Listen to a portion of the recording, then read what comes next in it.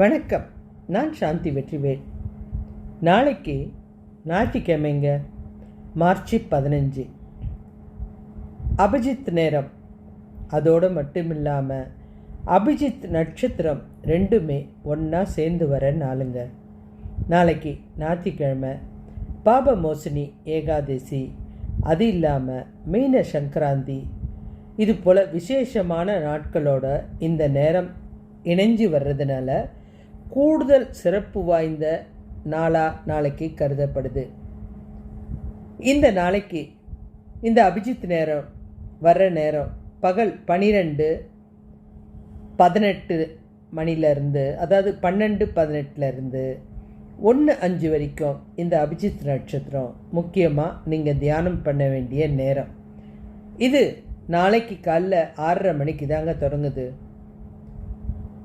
அதாவது நீங்கள் ஒரு விஷயத்தை கவனிக்கணும். புதன்கிழமையில் மட்டும் இந்த அபிஜித் நேரத்தை தவிர்ப்பாங்க. நாளைக்கு ஞாயிற்றுக்கிழமை அப்படின்றதுனால இது ரொம்ப விசேஷமான நேரம். இந்த நேரத்தில் புதிய முயற்சி தொடங்குறது, இல்லை புதிய பிஸ்னஸ் பற்றி பேசுகிறது, இல்லை வீட்டில் நல்ல விஷயம் நடக்கிறத பற்றி பேசுகிறது, முக்கியமான முடிவுகளை எடுக்கிறது, உறவுகளுக்குள்ள ஏதாவது ஒரு முக்கியமான விஷயம் பகிரணுன்னா கூட இந்த நேரத்தில் ரொம்ப நல்லதுங்க. அதோடு மட்டும் இல்லாமல் இந்த நேரத்தில் வழிபாடுகள் செய்கிறது அதிகமான பலனை தரும் அப்படின்னு நம்பப்படுது. இதோடு இல்லாமல் நாளைக்கு ஏகாதசின்றதுனால உங்கள் வழிபாடுகள் அதிகமான பலனை கொடுத்து உங்கள் வாழ்க்கையை சிறப்பாக்குங்க. அபிஜித் நட்சத்திரம் என்பது சந்திரன் சுழற்சியை பொறுத்து மாதத்துக்கு ஒரு முறை 27 அல்லது 28 நாளுக்கு ஒரு முறை வரும். இந்த நட்சத்திரம் 28வது நட்சத்திரம். பொதுவாக 27 நட்சத்திரங்களை நம்ம கணக்கில் வச்சுருக்கோம். ஆனால் ஜோதிட சாஸ்திரத்தில் இந்த அபிஜித் அப்படின்றது 28 நட்சத்திரமாக, அதாவது 28வது நட்சத்திரமாக கருதப்படுது. சில கோவிலில் கூட இந்த நட்சத்திரத்துக்கு வழிபாடு இருக்குது. இது உத்திராடம் நட்சத்திரத்துடைய கடைசி 4 நாழிகையும் திருவோண நட்சத்திரத்தின் ஆரம்ப 4 நாழிகையும், அதாவது உத்திராடம் நட்சத்திரத்தினுடைய கடைசி 4 நாழிகையும் திருவோண நட்சத்திரத்தில் ஆரம்பத்தில் 4 நாழிகையும் இணைஞ்சு இந்த குறுகிய காலகட்டத்தில் வர்றது தான் இந்த நட்சத்திரம். சந்திரன் ஒவ்வொரு மாதமும் ராசி சக்கரத்தை சுற்றி வரும்போது இந்த குறிப்பிட்ட பகுதியை கடக்கும் நேரமே அபிஜித் நட்சத்திர காலம். அதனால் ஒவ்வொரு 27 நாளுக்கும் ஒரு முறை இந்த நட்சத்திரம் மீண்டும் வரும்.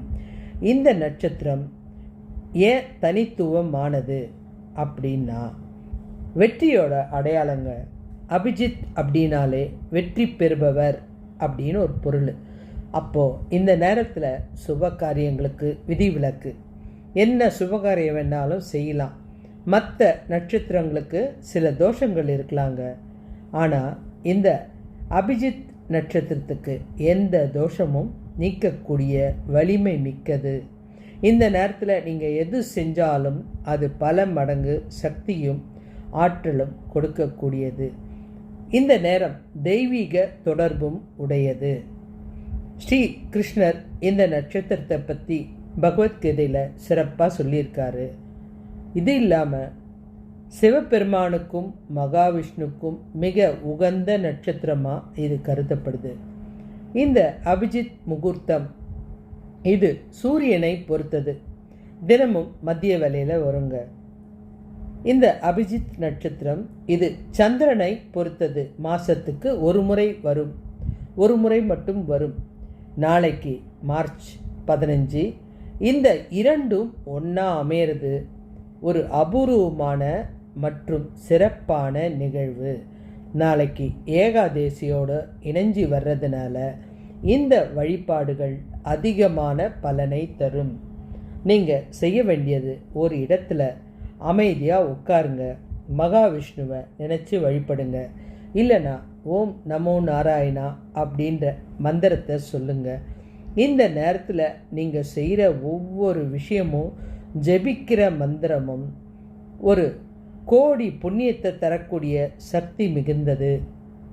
உங்கள் வேண்டுதல், உங்கள் வீட்டில் குழந்தைங்களுக்கு திருமணம் ஆகணும், இல்லை உங்களுக்கு வேலை கிடைக்கணும், அந்த மாதிரி எந்த வேண்டுதலாக இருந்தாலும், தொழில் பற்றி இருந்தாலும், குடும்ப பிரச்சனை, குழந்தைகளுக்கு ஏதாவது தேவை, எதுவாக இருந்தாலும் இந்த நேரத்தில் வேண்டுறது மிக பெரிய வெற்றியை கொடுக்கும்.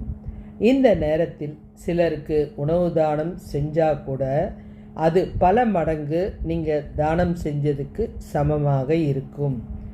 முக்கியமாக இந்த நேரத்தில் நீங்கள் நினைக்கிற நல்ல விஷயங்களுக்கு, அதாவது உங்களுக்கு இந்த தொழில் பண்ணணும்னு ஒரு ஆசை இருக்குது, அது நல்லா வரணும், இது சிறப்பாக வரணுன்னா அந்த நேரத்தை பயன்படுத்தி மனசில் இது கண்டிப்பாக நல்லா வரணும் அப்படின்னு ஒரு சங்கல்பத்தை நினச்சிட்டு வேண்டுங்க.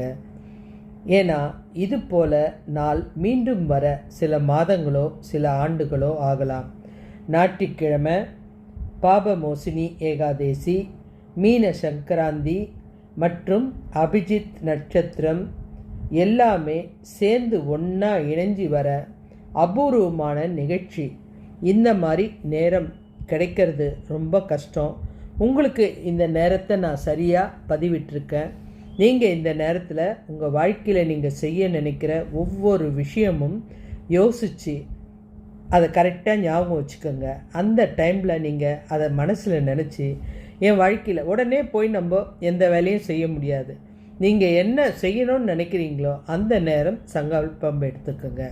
நான் நினச்சிருக்கேன் இந்த வேலை எனக்கு சரியாக நடக்கணும்னு, எனக்கு அதை நடத்தி கொடுக்கணும் அப்படின்னு அந்த நேரத்தில் வேண்டுங்க.